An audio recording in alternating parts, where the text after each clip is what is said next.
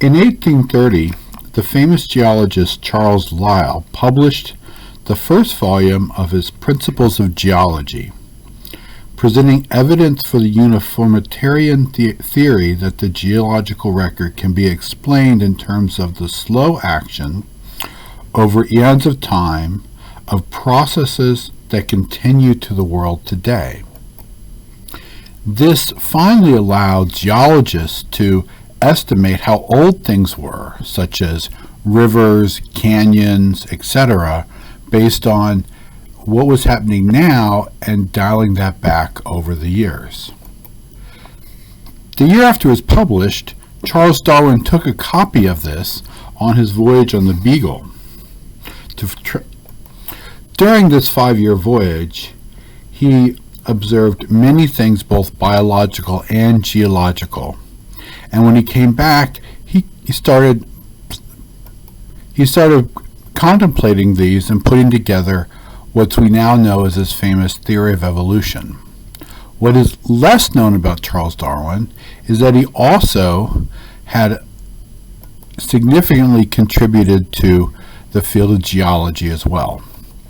By the time he published The Origin of Species in 1859, there was now considerable evidence that in order for all of the animals to be on the earth and all of the mountains to be formed, the earth had to be around for a very long time, upwards of billions of years. This was a problem at the time for a number of theologians of the time were still set on the earth having been made about a few thousand years ago, because that is approximately when Adam and Eve would have been around based on the Bible's genealogy. However, Charles Darwin ran into another problem with his age of the solar system, and that problem was Lord Kelvin, who wasn't Lord Kelvin yet. He was named William Thompson, and he had a famous paper from 1862, and that's mostly the topic we're going to talk now. It was titled On the Age of the Sun's Heat. The interesting thing to keep in mind is that following one line of reasoning, Lyell and Darwin were 100% correct in their age of the Earth having to be very, very old, on the order of billions of years or more. On the other hand, William Thompson's analysis of thermodynamics and basic physics was also entirely correct, and he got a totally different answer, that the Earth must be younger than 100 million years or less. And so the real question then eventually was, how could you reconcile these two? And did anybody make a mistake or not?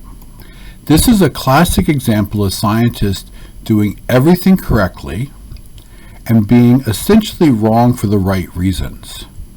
But the really fascinating thing is that when scientists disagree and their methodology is consistent, it usually means we don't know something fundamental. And so this story that we're going to work out quantitatively in this worksheet addresses exactly this. What is it that powers the sun? And could Lord Kelvin predict it?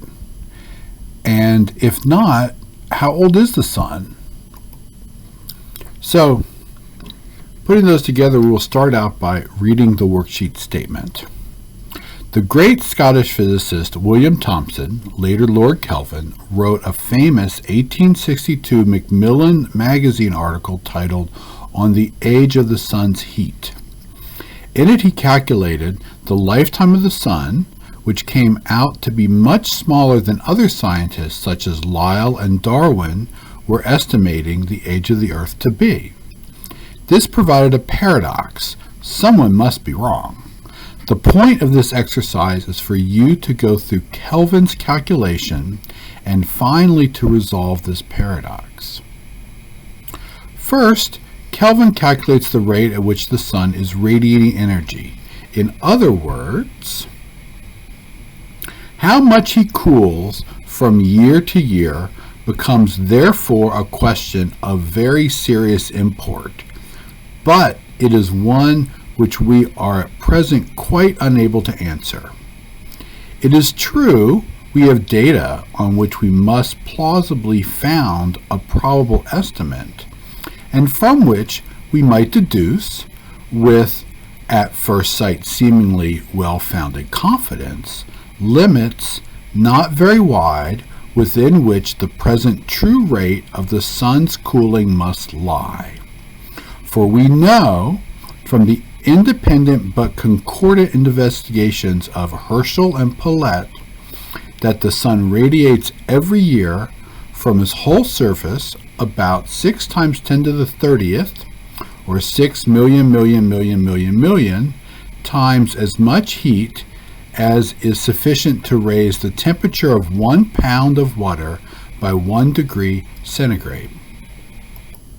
Notice how, in an attempt to make it understandable by the reader, he uses a mixture of units, pounds and centigrades, rather than pounds and Fahrenheit, as one might expect, or rather than Celsius, which is what we now call centigrade, and a kilogram of water. Now, if there were no additional energy sources, Kelvin calculates the rate of temperature decrease and concludes that would have already shown observable effects. As he says, if it were equal to the specific heat of water, we should only have to divide the preceding number, 6 times 10 to the 30th, derived from Herschel's and Paulet's observation, by the number of pounds, 4.3 times 10 to the 30th, in the sun's mass, to find 1.4 degrees centigrade for the present annual rate of cooling. It might therefore seem probable that the sun cools more, and almost certain that he does not cool less, than a centigrade degree and 4/10 annually. Since this would be observed in terms of the color of the sun over the centuries, as well as its size and luminosity, Kelvin concluded that it must be powered at about the rate for its temperature to remain constant. After considering all energy sources known in 1862, he made the following conclusion. The considerations adduced above in this paper regarding the sun's possible specific heat, rate of cooling, and superficial temperature render it probable that he must have been very sensibly warmer 1 million years ago than now, and consequently that he has existed as a luminary for 10 to 20 million years. He must have radiated away considerably more than the corresponding number of times the present yearly amount of loss. It seems therefore on the whole most probable that the sun has not illuminated the earth for 100 million years, and almost certain that he has not done so for 500 million years. As for the future, we may say with equal certainty that inhabitants of Earth cannot continue to enjoy the light and heat essential for their life for many millions years longer, unless sources now unknown to us are prepared in the great storehouse of creation. Now, notice something about his final paragraph. He makes a bold conclusion that the sun is younger than 100 million years, and for sure younger than 500 million years. That's just way a lot. But he also says what we call a caveat, which is here. He says, unless sources now unknown to us are prepared in the great storehouse of creation. In other words, what he's saying is that if there is some source of energy that's was not known in 1862, then the sun could have been around for a lot longer. So when I read a paper like this, the first thing I do is I sit down and I try to kind of figure it out.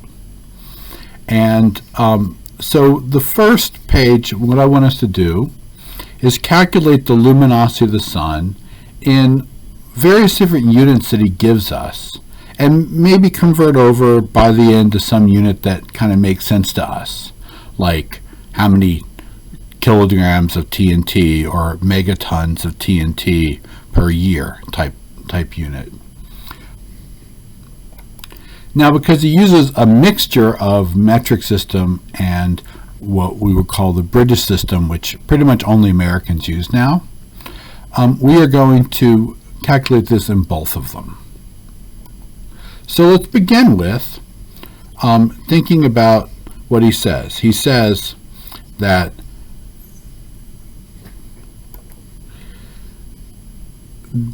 the sun radiates every year from his whole surface about 6 times 10 to the 30th times as much heat as is sufficient to raise the temperature of 1 pound of water by 1 degree centigrade. So what we're going to do is we're going to figure out what's called the luminosity in units based on what he says in his paper. So we know that 1 degree centigrade corresponds to exactly 1.8 degrees Fahrenheit. We also know that the definition of a BTU, a British thermal unit, which is common for air conditioners and so on in America, is defined as the heat as is sufficient to raise the temperature of 1 pound of water by 1 degree Fahrenheit. Find the rate that the sun radiates energy in units of BTUs per year. Clearly show your work and round to one significant digit. Okay, so looking at his paper, I wrote down the luminosity is 6 times 10 to the 30th times the energy required to raise 1 pound of water 1 degree Celsius. But then I look up at the definition of a BTU. And a definition of BTU is defined as temperature of 1 pound of water by 1 degree Fahrenheit. So clearly it takes more energy to radiate 1 pound of water 1 degree Celsius than it would be to raise the temperature of 1 pound of water 1 degree Fahrenheit. And because there's 1.8 degrees Fahrenheit compared in 1 degree Celsius, we can see that if we take this number here and divide it by 1.8, we will find the luminosity in BTUs because of the definition of a BTU. So I wrote that down, 6 times 10 to the 30th over 1.8, and I'm going to put it in my calculator now. Now, it's pretty clear that if I take 6 divided by 1.8, I still have times 10 to the 30th. And 6 divided by 2 is about 3, so I'm expecting something like 3 times 10 to the 30th BTUs. So now we will try it. On the calculator, we will say 6 times 10 to the, which is the EXP key, 30, divided by 1.8 equals 3.3 times 10 to the 30th, which is equivalent to what we figured out in our head. Since the directions told me to round to one significant digit, given that this is kind of, sort of good enough, rule of thumb, then I just rounded 3.3 to 3, and I get 3 times 10 to the 30th BTUs. And remember, this is annually radiated, so therefore the luminosity has to be per year. I'm going to say per year here, because that's what annually means. Now, what's really nice about BTUs is that they really are very close to a kilojoule of energy. So if you want to go from British thermal units to the metric system, it's pretty easy. And so a kilojoule would be 1,000 joules, and a joule is the standard unit of energy in the metric system. But kilojoules are more often used for things that are, where you actually use energy. However, when we buy electricity, we usually pay for it in units of kilowatt hours. which is bigger than a kilojoule. Because if you run something that uses 1 kilowatt, which is approximately the same as a hairdryer, then for an hour, that seems like a reasonable amount. We usually pay about 10 cents for it. If we used a smaller unit, we would have rates of, much less than 10 cents, like, 0.1 cent or something. So it makes more sense for us to use a unit about this size. So now, this question asks, 1 BTU is approximately 1 kilojoule of energy. Most electrical energy around the world is sold in units of kilowatt hours, which is equivalent to 3,600 kilojoules. And the reason is that that's the number of seconds there are in an hour. How much energy does the sun radiate annually as we measure in kilowatt hours? Again, round your final answer to one significant digit. As a rule of thumb, each kilowatt hour of electricity costs about 10 cents. So to convert this over, I copy over what I got up here for the luminosity, and then I'm going to multiply it by a fraction that, for all practical purposes, is conceptually 1. So I want the same thing in the top as the bottom, and my goal is to get kilowatt hours per year. So I want my BTUs to cancel, so I'll put them in the denominator, and then I want kilowatt hours in the numerator. And I want the same thing conceptually in the denominator as the numerator, which means I use a different number, but they're the same quantity. So remember what it says is that a BTU is approximately a kilojoule, and about 3,600 of those is a kilowatt hour. So I know that about 3,600 BTUs is about a kilowatt hour. So now if I did this correctly, my BTUs will cancel. If I did this incorrectly and I flipped them, then my BTUs would not cancel. And so I can take this number and divide it by this. You can see 3 divided by 3.6 is probably about 1. And then 10 to the 30th divided by 10 to the 3rd is probably about 10 to the 27th. So I'm going to now calculate that and make sure that I get about 1 times 10 to the 27th. So here's my calculator, and I can say 3 times 10 to the 30th divided by 3,600 equals 8.3 times 10 to the 26th, which seemed in my head was approximately 10 to the 27th.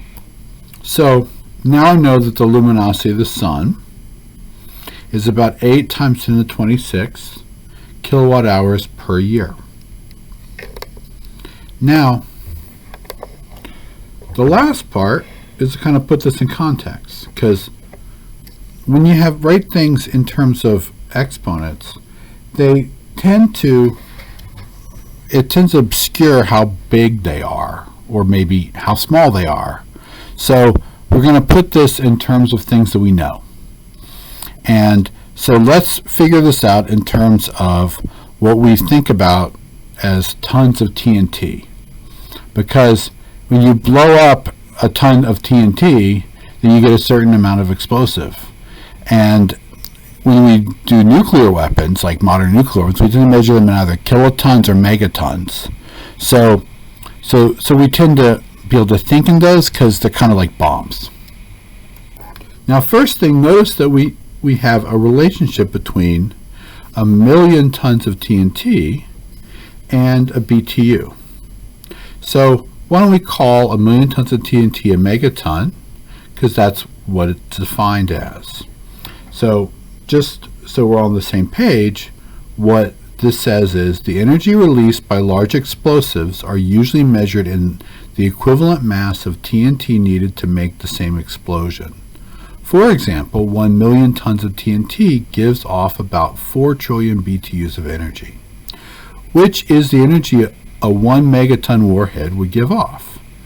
How much energy does the sun radiate annually as measured in megatons? again, round your final answer to one significant digit. So annually means, of course, per year. So I'm going to write the luminosity of the sun is 3 times 10 to the 30th BTUs per year. And then I'm going to have to convert over from BTUs to megatons. So remember again, I want to put my BTUs in the denominator, and what I'm looking for in this next case, megatons, in the numerator. So this said that 1 megaton of TNT equivalent was 4 trillion BTUs. Now a trillion is, let's see, a billion is 10 to the 9th, because a million was 10 to the 6th. So a trillion must be 9 plus 3 is 12, 10 to the 12th. So this must be 4 times 10 to the 12th BTUs. So I'm going to write that right here.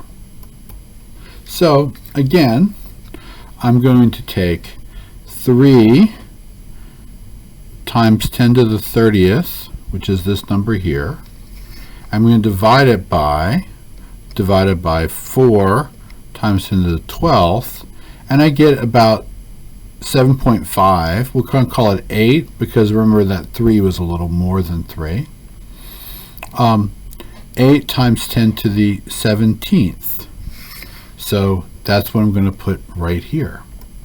Notice that by being careful with units, those cancel, and then I end up with megatons per year. So now that we've kind of read it and kind of put things in context, what we're going to do is we're going to save this first sheet, and we're going to use either parts A, B, or C to answer the rest of the questions, depending on what units they give us. So the primary fuel source for heating houses and so on in the mid-1800s was coal. And so one of the things that Thompson did was he first considered how much coal would be required to fuel the sun. So imagine that the sun were full of coal and oxygen, and it was just burning. Then how long could it possibly burn for, given the amount of coal that it could possibly have? So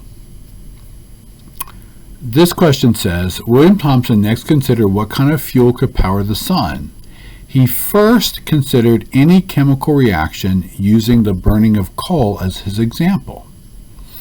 From Kelvin's article above, what is the mass of the sun in tons? Write out your final answer to one significant digit in both scientific notation and modern American English. So that requires us to go back and read the article. So he had said this: if it were equal to the specific heat of water, we should only have to divide the preceding number, 6 times 10 to the 30th, derived from Herschel and Pilot's observations, by the number of pounds, 4.3 times 10 to the 30th, in the sun's mass. Oh, that's what we were looking for. So now we can take that number and copy it over and then figure out the next part. Okay, so the mass of the sun is 4.3 to the 10 to the 30th pounds, is what he said. And we all know that there are 2,000 pounds in a ton, so we can convert this to tons.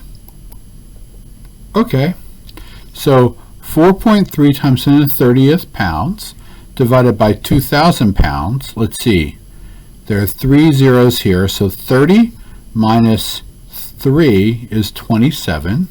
So this is going to be times 10 to the 27th here. And then 4.3 divided by 2 is what, 1.15? But it says answer to one significant digit. So we'll just put 4 divided by 2 is 2. 2 times 10 to the 27th tons. Now it also says to write this down in modern American English. Now it turns out that for many aspects of English, the world has kind of adopted the British standard, but in terms of numbers, the world has now adopted the American standard, so that's what we're going to be using. So let's review are words for numbers. We know that 1,000 is 1,000.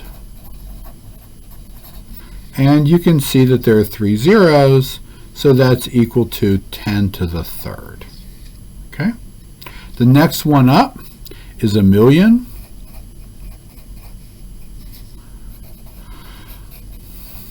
Which is equal to 10 to the sixth. And you can see the pattern. We have basically, after 1,000, we get a new name every factor of 1,000, or every 3 zeros, because that's where we in America tend to put commas. In continental Europe, they'll put dots where we put commas, and they'll put commas where we put dots.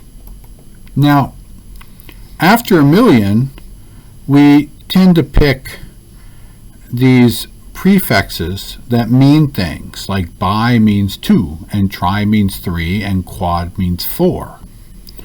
So, to follow the pattern, 1,000,000,000 must be 10 to the 9th. 1,000,000,000,000 must be 9 plus 3 is 12, 10 to the 12th. And a quadrillion would be 12 plus 3 is 15th. Notice these are the same factors that the metric system tends to have prefixes for. However, the prefixes in the metric system were primarily based on French rather than English, and so they tend to not always relate to what we would call a billion or a trillion or a quadrillion. Now, notice something. A billion's prefix is 2. I'm just going to call it n equals 2, figuring out what n is in a little bit.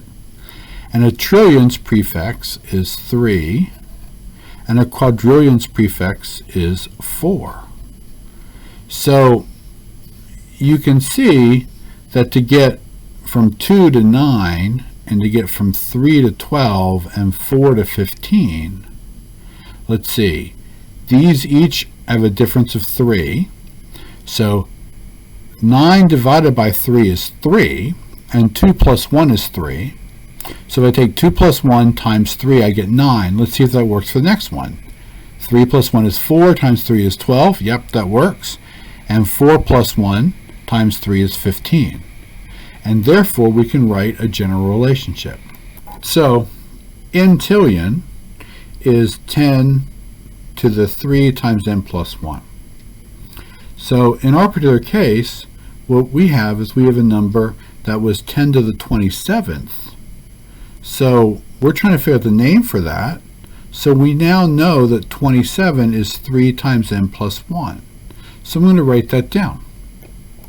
So I have 27 is 3 times n plus 1. I'm going to solve for n. So I'm going to divide both sides by 3 at first. And then I get 9 equals n plus 1. And now I'm going to subtract 1 from both sides. I'm going to write it as n equals 8. So now I can write down what 10 to the 27th is in words. Now, the prefix for 8 is oct, so it's going to be octillion. The only thing that might be a little bit different is that there's 2 prefixes for 6. One is sex and one is hex. This uses the sex one, so it's a sextillion rather than a hexillion. So I write down the mass of the sun is about 2 octillion tons. Now, let's look at the next question. A coal-fired power plant produces 1 kilowatt-hour of electricity per kilogram of CO2 released in the atmosphere. Imagine that the sun were made of the optimal ratio of coal and oxygen. How much total energy could it produce before it ran out of fuel? Well, the total amount that we have is 2 octillion tons, but we're looking at kilowatt hours and kilograms. So how many kilograms are there in the ton? Well, we all know that a metric ton is 1,000 kilograms, and it's a little more than a English ton or an American ton, but not a lot. So we're going to just assume that there's 2 octillion metric tons, and then we can figure this out. Okay, so it just says 1 kilowatt hour corresponds to 1 kilogram of CO2. Therefore, 1,000 kilowatt hours must correspond to a ton of CO2 because there are 1,000 kilograms in a ton. And now, what this says is how much total energy could it produce before it ran out of fuel?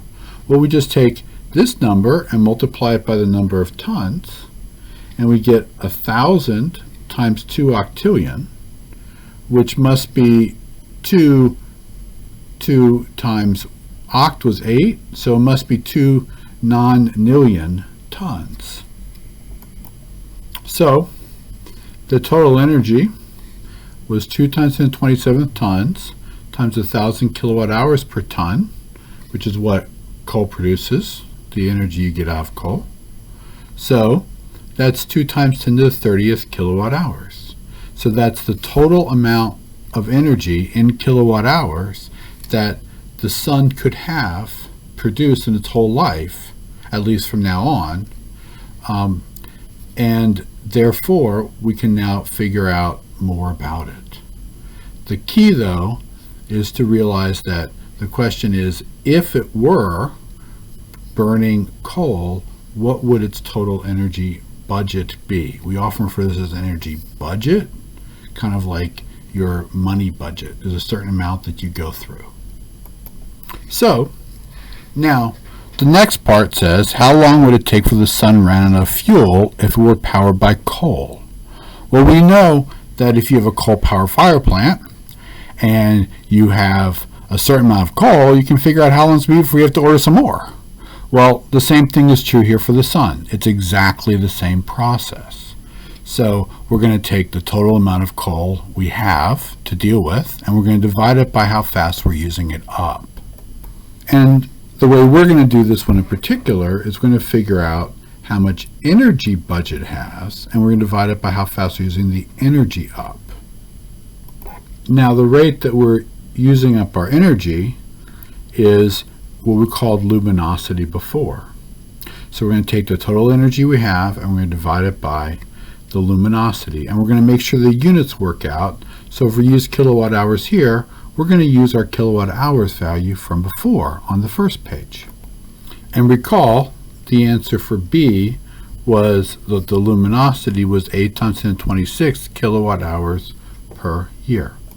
So again, being careful with units, our time must be the total energy over the luminosity, which was 2 times the 30th kilowatt hours, divided by 8 times 10 to the 26 kilowatt hours per year. Our kilowatt hours cancel, and when you multiply by a fraction, you divide by a fraction, you multiply by its reciprocal. We'll do the same thing here, and we end up with years, and we get 2,500 years, just like any rate that we're using. So in other words, if the sun were powered by coal, its lifetime could only be 2,500 years. And because we have written records of well longer than that, there is absolutely no way that it could be powered by coal. So Lord Kelvin concluded there is no way that it could be powered by any chemical reaction, because this is so much less than any reasonable value for its age.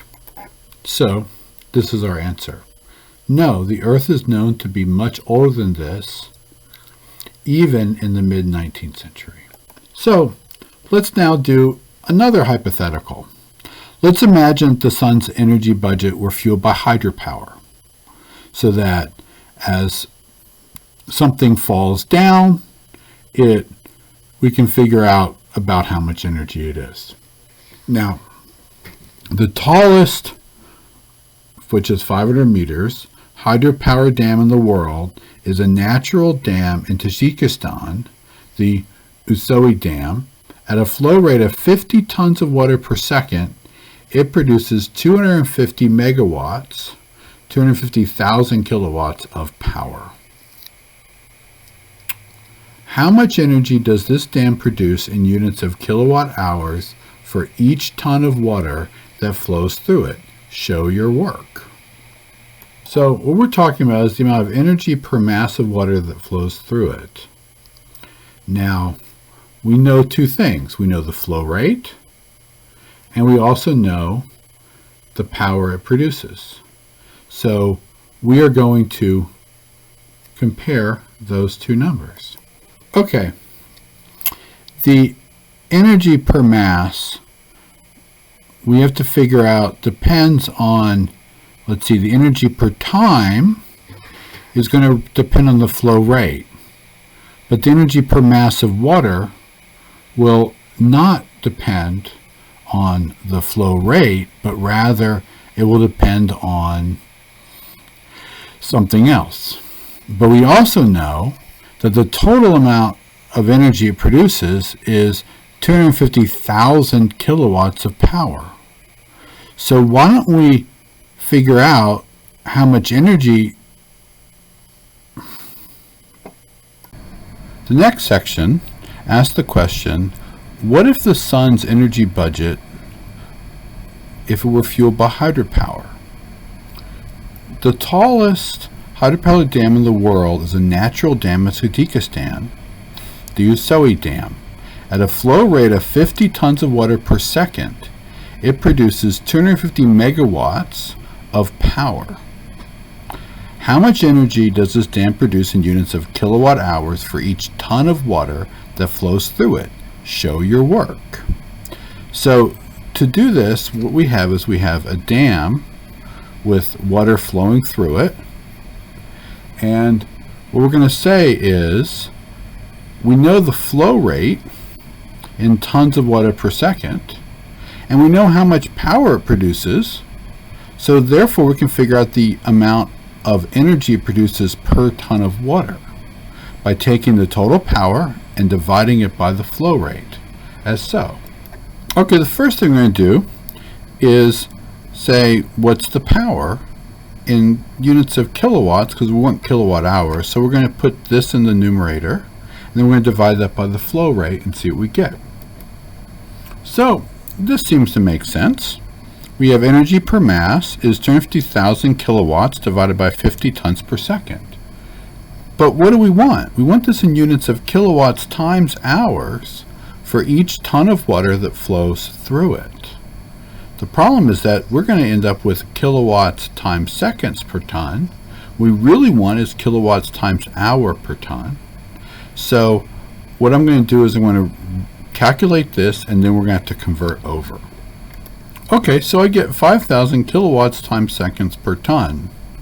So I'm going to have to somehow get rid of my seconds. I'm going to somehow get hours in there. So I want hours to be here, and I want seconds to be here, because if I put the seconds in the denominator, they will cancel. And I know that there are 60 times 60 seconds in an hour. And 60 times 60 is 3,600.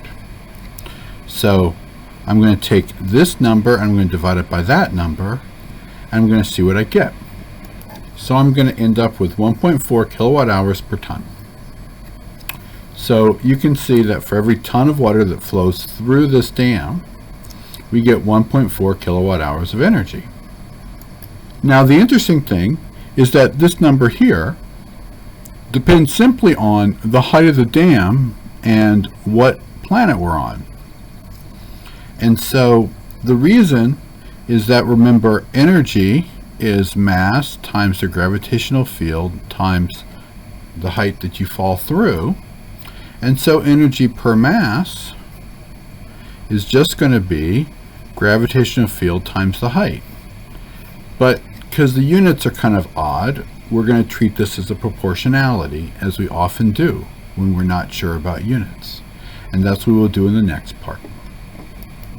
So now, the sun's radius is about 700,000 kilometers, and its surface gravity is about 30 times the surface gravity on the Earth. If the whole mass of the sun fell from the surface to the middle of the sun, how much energy would it release? Express your answer in kilowatt hours, show your work, and set up a ratio. So we're going to be comparing the sun to the earth. So we now know that the energy output is going to be related to the mass times the gravitational field times the height. So the first thing we're going to do is figure out the energy per mass, as we were discussing up here, with a hypothetical hydropower dam that was the same height as the whole radius of the sun, with flowing through a surface gravity that was about the same as the sun's. Okay, so we can set up a ratio, the energy per mass at the sun, if the stuff was a hydropower dam that fell from the surface to the center of the sun, divided by the energy per mass of the Usui dam. Now, we just said here that the surface gravity is about 30 times that of the Earth, so we put that in here, a 30-to-1 ratio. And then I wrote down the radius of the sun, which is a 700,000 kilometers ratio. So we're going to take the radius of the sun and divide it by the height of the dam. The height of the dam, notice, if we look back up here, was 500 meters. If I put 500 meters here, my meters and kilometers won't cancel out. So I'm going to convert my 500 meters to kilometers. And clearly 1,000 meters is a kilometer, so 500 meters is half a kilometer. So we will put that here. Okay, so we have 30 times 700,000 kilometers divided by half a kilometer is that number in a ratio between the two. And notice it doesn't have units. And I will probably count wrong, so I use my E and G key, and I can see it's 42 million is going to be my answer. Okay, so I have my 42 million here, and then I wrote down 4.2 times 10 to the 7th.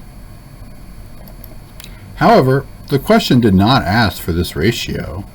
It asked for how much total energy would it release. Express your answer in kilowatt hours. So what we're going to do is say, what if the total mass of the sun went across this Usui dam? How much energy would that be? And then multiply that by this, and we should be able to do it quite well. So that's what we're going to do. We're going to say the total energy is energy per mass, and we know that the energy per mass of the Usui dam is 1.4 kilowatt hours per ton, and we know that it's the energy per mass, therefore the sun is 4.2 times 10 to the 7th times 1.4 kilowatt hours per ton. So we're going to write this all down here so you can see it. So the total energy budget of the sun is 4.2 times 10 to the 7th times 1.4 kilowatt hours per ton times the total mass of the sun, which we calculate in tons from part A of part 2, part A. And so now my tons cancel, so I can just multiply everything together and I end up with kilowatt hours. That's why it's so important to write down your units, is so that they cancel out and so you know that it all works out. Okay, so we're going to calculate this out. You can see that this is times 10 to the 7th and 10 to the 27th, and 27 plus 7 is like 34, and then 2 times 4 is 8, and it's going to be about 10 to the 35. So let's calculate it out, and if it doesn't come out to be that, then we probably hit a wrong button. So we have 4.2 times 10 to the 7th times 1.4 times 2 times 10 to the 27th equals 1.2 times 10 to the 35th And so that's in kilowatt hours. And so now we have the energy budget of the sun if the sun were fueled by hydropower. Now, of course, hydropower is just the analogy. It doesn't matter whether it's water falling or whether it's hydrogen falling or anything else.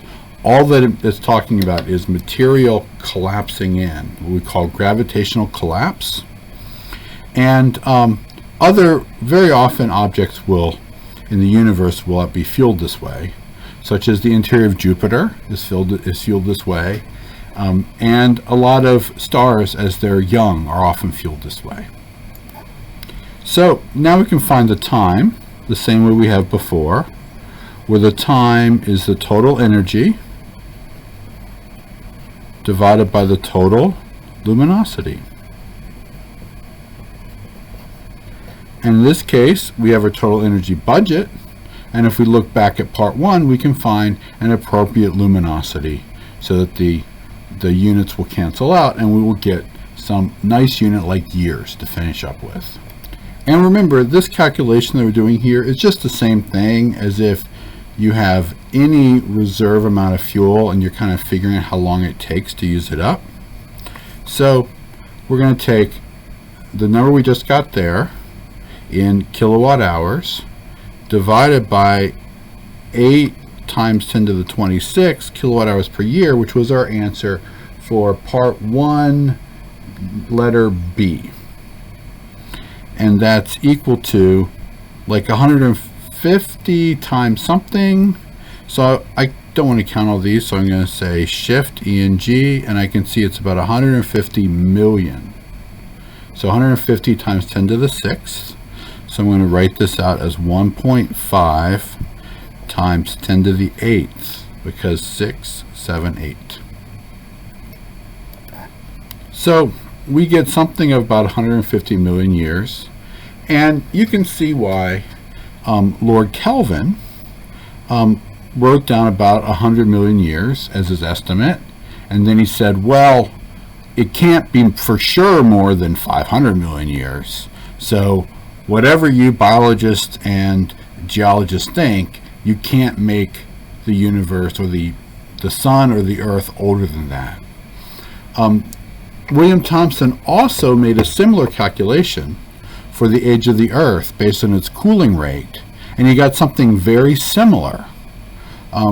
And yet again, he had a similar caveat, which is that this is the answer unless there is some unknown energy source, and his flowery language in the great storehouse of creation just makes it sound more profound. So between the mid 1800s and the 20th century, this was the answer. And the real problem was that the geologists and the biologists really needed a much older Earth. They needed the Earth to be on the order of millions of years old, or of billions of years old, more than even 150 million, like a few billion years old is what they really needed. And so the real question was, is it this old? And things like evolution and so on just happen quicker than people thought? Or is it really older? And by the end of the 20th century, with the discovery of radioactivity, then the final answer was found. And that's going to be the next section. Okay, so now let's move on to part 4. Lord Kelvin lived long enough to learn about Henry Becquerel's 1896 discovery of radioactivity and to finally conclude that his caveat was correct. There were sources of energy unknown in the 1800s prepared in the great storehouse of creation. Nuclear power plants produce about 10 million kilowatt hours of energy per kilogram of enriched in radium fuel. Taking Kelvin's logic further, imagine that the sun were made of uranium. How long could it last before running out of fuel? So, to answer this question, we just go back and do the same thing we just did again.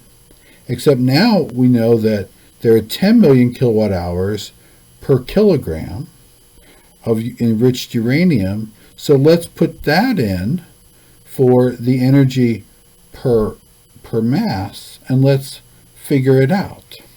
So again, we're going to first find the energy budget of the sun, and then we're going to divide into that the rate at which it is using up energy.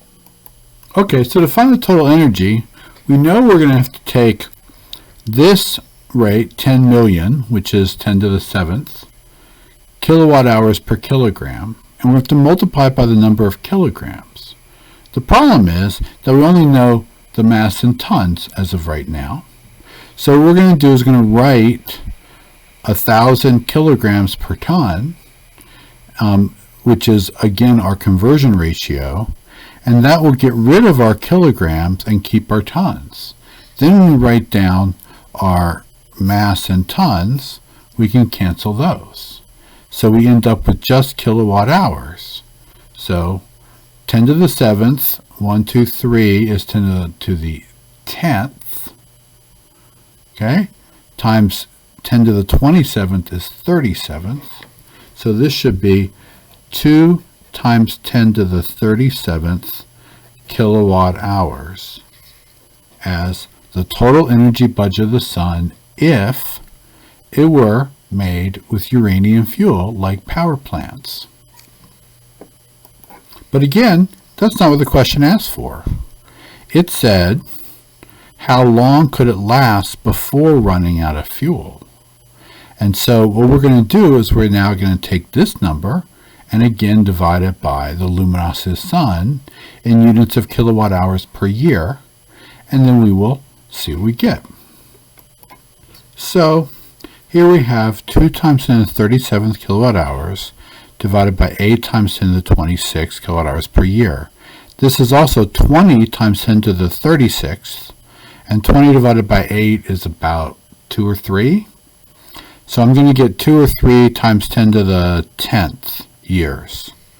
So let's try that. 2 exponent 37 divided by 8 times 10 to the 26th equals 2.5 times 10 to the 10th, which is also 25 billion years, because it's 25 times 10 to the 9th.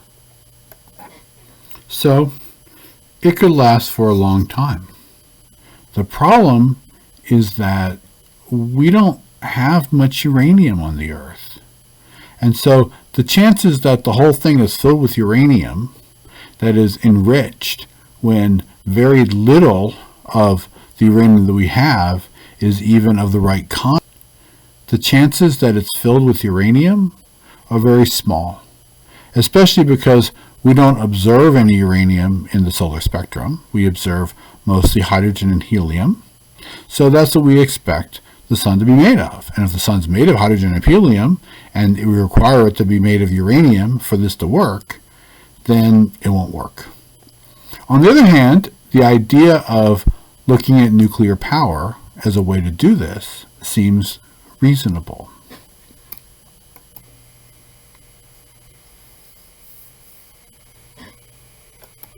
And now let's move on to our last section, which we're going to say, imagine they were fueled by nuclear fusion.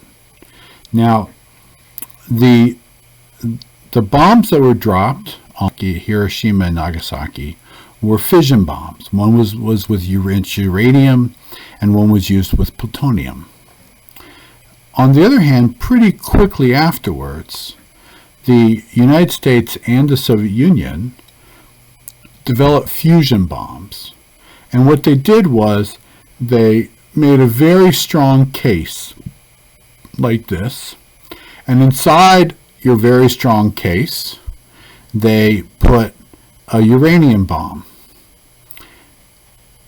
or a plutonium bomb, one or the other, inside there, some sort of atom bomb. And they also filled it up with what we often refer to as heavy water. But pretty much, as long as it's filled with some sort of hydrogen that has an enrichment, we call it deuterium, then it could fuse together and produce helium, and that produces a lot of energy. The reason it produces so much energy is because the most stable elements on the periodic table are around iron, nickel, iron, that area. And so as you go from hydrogen to helium, helium is so much more stable than hydrogen that you get a lot of energy. But same thing as if you go from uranium down toward the most stable, iron, nickel area, you also get energy out. So they both work, but this nuclear fusion made significantly larger bombs of about on the order of 1,000 times more powerful than the bombs that could be made with fission. So now we're going to read the question statement. The Soviet Union detonated Tsar Bomba on October 30th, 1961 in Novaya Zemlya, an archipelago in the Arctic Sea. I know I completely butchered that name. Releasing 50 megatons of TNT equivalent energy, Tsar Bomba was the most powerful nuclear weapon ever detonated. While the bomb weighed about 30 tons, it contained only about 300 kilograms of hydrogen fuel. Now, here's the question statement. If the sun were fueled by hydrogen fusion, how long would it take for it to run out of fuel? Okay, so this requires us to put together a number of different parts that we did before. We first need to figure out the total energy budget of the sun, and then we need to figure out how long would it take for it to run out of fuel. So why don't we do that? We have a 50 megaton of TNT equivalent energy, and we have a 300 kilograms of hydrogen fuel. Let's use the 300 kilograms of hydrogen fuel because the sun really is made of hydrogen. So why don't we do that? Okay, so we have 50 megatons of energy equivalent divided by 300 kilograms times 2 times 10 to the 27 tons. And then we're going to get rid of our tons in kilograms by multiplying by 1,000 kilograms per ton. So that those cancel and those cancel. And we get about 3 times 10 to the 29th megatons of energy. Now, we're going to come back to the first page here, and we say, look, at the part C, we found the luminosity of the sun in units of megatons per year. So let's use that number as our rate, so we ended up with an answer in years. So we have our time is E over L, which is this, which is eventually comes to be 4 times 10 to the 11th years, which is about 400 billion years. This is perfectly reasonable for the sun to have plenty of fuel over its life. Now, clearly, this does not mean that the sun has a total lifetime of 4 times 10 to the 11th years. It means that it has a total lifetime less than that. You have to ask yourself again, what fraction of the sun's mass could be converted over at this rate? And even a reasonably small fraction of its mass to be converted over at this rate would give us plenty of time to have a number of billion years as the age of the sun, as is required by Lyell and Darwin. So the bottom line is that if the sun is powered by nuclear fusion, then it will have enough total energy budget, more than ample enough to be able to fuel itself for a very long time in the future, and if that finally satisfies this debate between Lord Kelvin and Charles Darwin. So, yes. And then you can explain what I said. Thank you very much.